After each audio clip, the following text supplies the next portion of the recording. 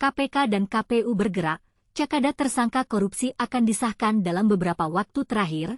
Komisi Pemberantasan Korupsi, KPK, dan Komisi Pemilihan Umum, KPU, telah melakukan upaya untuk memproses surat terkait calon kepala daerah, Cakada, yang berstatus tersangka dalam kasus dugaan korupsi.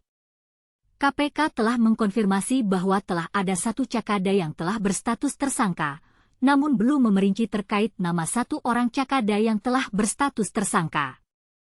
Menurut jubir KPK, Tessa Mahardika, KPK masih memproses surat terkait Cakada yang berstatus tersangka dalam kasus dugaan korupsi untuk diserahkan ke KPU. Belum itu masih dalam proses diskusi dan pembicaraan di internal, kata Tessa Mahardika kepada wartawan.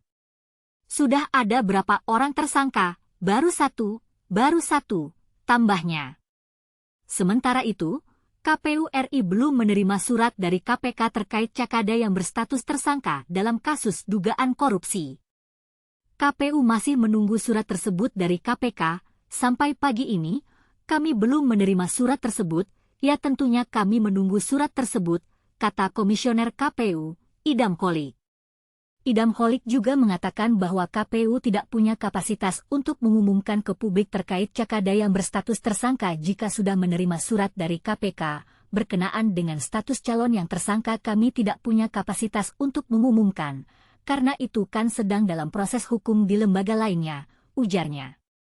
Namun, Idam Holik menuturkan bahwa Cakada masih bisa mengikuti kontestasi Pilkada 2024 jika belum ada putusan inkrah terkait penetapan tersangka tersebut. Ya kami akan sampaikan ke KPU daerah bahwa yang bersangkutan tersangka, kata Idam. Ya, kami pada dasarnya menyampaikan informasi sifatnya informasi publik kepada rekan-rekan kami, seperti itu. Kalau berkaitan dengan proses pencalonan, seorang calon atau pasangan calon itu bisa dinyatakan tidak bersyarat kalau yang bersangkutan setelah mendaftarkan di KPU itu berstatus mendapatkan putusan hukum yang bersifat inkrah. Maka, langsung kami akan nyatakan yang bersangkutan TMS tidak memenuhi syarat. Kalau yang bersangkutan masih tersangka belum mendapatkan putusan inkrah maka yang bersangkutan masih bisa memproses, tambahnya. Dalam proses ini, KPK dan KPU memiliki peran yang sangat penting dalam menegakkan hukum dan menjaga kepercayaan masyarakat terhadap proses demokrasi. Oleh karena itu, kedua lembaga tersebut harus bekerja sama dengan baik dan transparan dalam menangani kasus-kasus korupsi yang melibatkan Cakada. Dalam beberapa tahun terakhir, Indonesia telah mengalami kemajuan dalam upaya pemberantasan korupsi. KPK telah melakukan banyak upaya untuk mengungkap kasus-kasus korupsi yang melibatkan pejabat publik, termasuk para Cakada. Upaya ini telah membantu meningkatkan kepercayaan masyarakat terhadap lembaga-lembaga negara dan menjaga stabilitas politik di Indonesia. Namun, masih banyak pekerjaan yang harus dilakukan untuk meningkatkan upaya pemberantasan korupsi di Indonesia.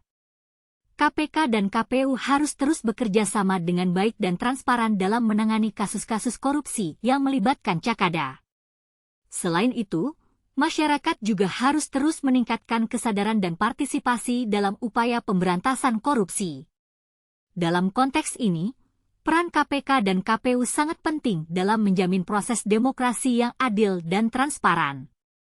Kedua lembaga tersebut harus terus bekerja sama dengan baik dan transparan dalam menangani kasus-kasus korupsi yang melibatkan Cakada.